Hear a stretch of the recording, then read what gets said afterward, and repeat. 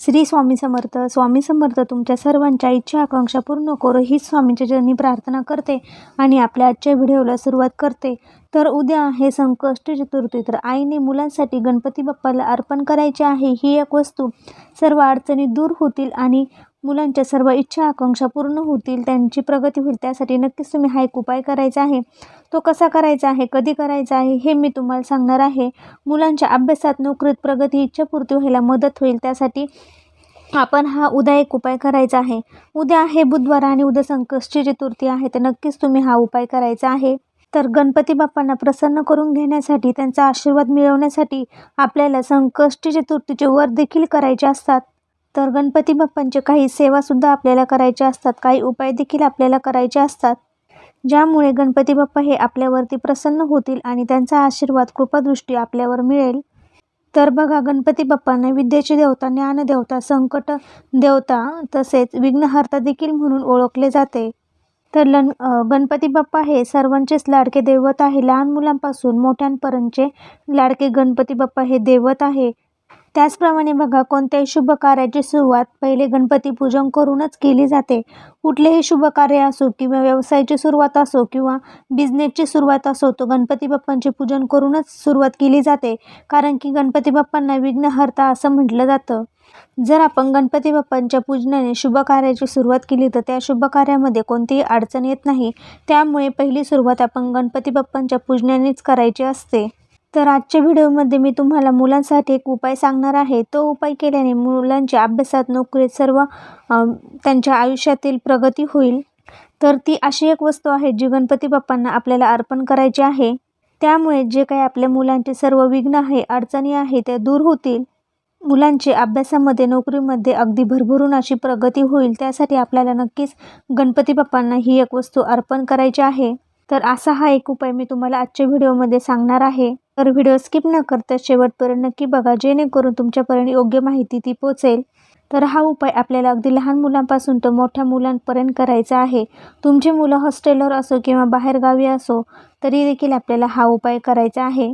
तर बघा, लहान मुलं असतात ते वारंवार चिडचिडपणा, हट्टीपणा किंवा त्यांची एकच म्हणजे इच्छा असते ती त्यांची पूर्ण करावी लागते. तर मोठी मुलं जी असतात ते अभ्यासामध्ये मन लागत नाही किंवा लहान मुलं असतील ते ऐकत नसतील, वारंवार चिडचिडपणा, हट्टीपणा करत असतील, अशा ज्या अनेक काही अडचणी असतात, तर त्यासाठी आपल्याला गणपती बाप्पांना ही एक वस्तू अर्पण करायची आहे.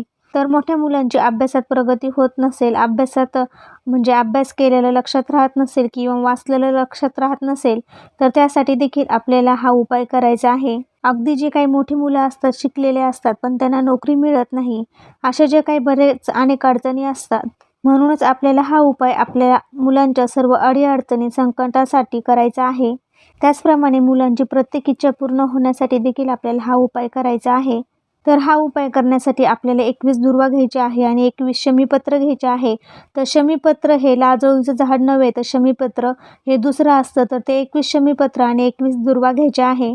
त्यानंतर आपल्याला एक जास्वंदाचं फूल आणि एक नारळ घ्यायचं आहे. नारळ हे पाण्याचं घ्यायचं आहे आणि त्यासोबत आपल्याला एक धागासुद्धा घ्यायचा आहे. तर कुठलाही दोरा घेतले तरी चालेल किंवा लाल पिवळ्या रंगाचा जो धागा असतो, ज्याला कलवा म्हटलं जातं, ते आपण घ्यायचं आहे. तर फक्त आपल्याला काळ्या रंगाचा धागा या ठिकाणी घ्यायचा नाही आहे. त्यानंतर या धाग्याला आपल्याला ह्या 7 गाठी मारायच्या आहे आणि तो धागा आपल्याला नारळाला गुंडाळून घ्यायचा आहे. आणि तो नारळाला गुंडाळला नाही तरी चालेल आणि आपण ज्या सर्व सांगितलेल्या वस्तू आहे त्या घेऊन आपल्याला गणपती बाप्पांच्या मंदिरामध्ये जायचं आहे.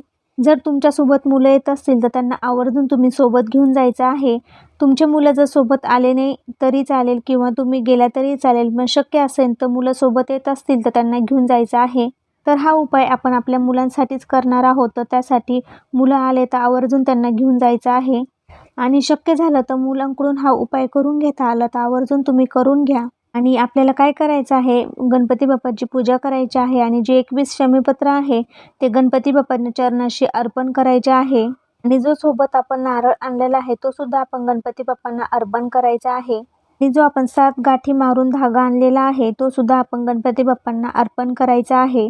आणि गणपती बाप्पांसमोर हे सर्व अर्पण करून झाल्यानंतर आपल्याला खाली एका साईडला बसायचं आहे आणि तेथे बसून आपल्याला गणपती बाप्पांना आपल्या मुलांच्या ज्या काही अडचणी आहे, प्रॉब्लेम आहे, जे त्यांच्या इच्छा पूर्ण होत नाही किंवा खूप अडचणी असतील त्या सर्व सांगायच्या आहे आणि खाली बसून आपल्याला अथर्व शीर्षाचे पठण करायचे आहे.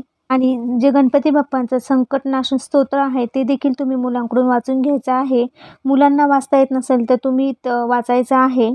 तर हा उपाय तुम्ही आईवडिलांनी किंवा आजीबाबांनी जे मंदिरात जाईन त्यांनी वाचला तरी चालेल किंवा त्यांनी हा उपाय मुलांसाठी केला तरीही चालेल, काही हरकत नाही. आणि ही सर्व पूजा करून झाल्यानंतर तुम्हाला गणपती बाप्पांना नमस्कार करायचा आहे. ज्या अडचणी आहेत त्या सांगायच्या आहे. गणपती बाप्पांना मुलांच्या अडचणी, संकटे, जे काही इच्छा असतील, प्रॉब्लेम असतील त्या सर्व सांगायच्या आहे. मनोभावे नमस्कार करून घ्यायचा आहे. आणि हे सर्व सांगितल्यानंतर मनोभावे नमस्कार केल्यानंतर जो धागा आपण गणपती बाप्पांना अर्पण केलेला आहे तो उचलून घ्यायचा आहे. आणि हा धागा घेतल्यानंतर घरी यायचा आहे आणि घरी आल्यानंतर हा धागा तुम्ही मुलांच्या हातामध्ये किंवा त्यांच्या स्कूल बॅग असेल त्यामध्ये तुम्ही ठेवायचा आहे. हा उपाय तुम्ही मुलासाठी किंवा छोट्या मुलांसाठी, छोट्या मुलींसाठी करू शकता. आणि तो धागा हातामध्ये बांधा किंवा त्यांच्या बॅगमध्ये ठेवा. ते हातात बांधत नसेल तर गळ्यामध्ये तुम्ही तागीज म्हणून तो बांधू शकता किंवा त्यांच्या तुम्ही पायामध्ये देखील तो बांधू शकता. पण तो लाल पिवळा धागा असेल तर तो पायामध्ये बांधू नका. तर असा हा उपाय आपल्याला आपल्या मुलींसाठी उद्या संकष्टी चतुर्थी आहे तर नक्कीच आईने मुलांसाठी गणपती बाप्पाला ही एक वस्तू अर्पण करून हा उपाय करायचा आहे. बघा, मुलांच्या सर्व अडचणी, प्रॉब्लेम, संकटे, इच्छापूर्ती व्हायला नक्कीच मदत होईल. तर हा उपाय अत्यंत प्रभावशाली आहे. तुम्ही आवर्जून उद्या संकष्टी चतुर्थीला हा उपाय करायचा आहे. कारण गणपती बाप्पांना आपण बुद्धीचा देवता असं म्हणत असतो, विघ्नहर्ता देखील म्हणत असतो. सर्व संकटनाशन दूर करणारे हे गणपती बाप्पा आहे. त्यामुळे नक्कीच तुम्ही आवर्जून उद्या हा उपाय करायचा आहे. तर तुम्ही गणपती बाप्पांना चतुर्थीच्या दिवशी शुद्ध पाण्याने किंवा पंचामृताने अभिषेक करू शकता. आणि ते अभिषेक केलेलं पाणी तुम्ही मुलांना तीर्थ म्हणून प्यायला द्यायचं आहे. हे प्यायला दिल्याने देखील मुलांच्या ज्या काही अडचणी आहे, प्रॉब्लेम आहे ते दूर होतील आणि त्यांच्या इच्छापूर्ती व्हायला मदत होईल. तर नक्कीच उद्या प्रत्येकाने गणपती बाप्पांना ही एक वस्तू अर्पण करा. सर्व अडचणीतून सुटका होईल, इच्छापूर्ती होईल, नोकरीत, अभ्यासात प्रगती होईल. कसा वाटला व्हिडिओ ते कमेंटद्वारे नक्की सांगा. श्री स्वामी समर्थ. धन्यवाद.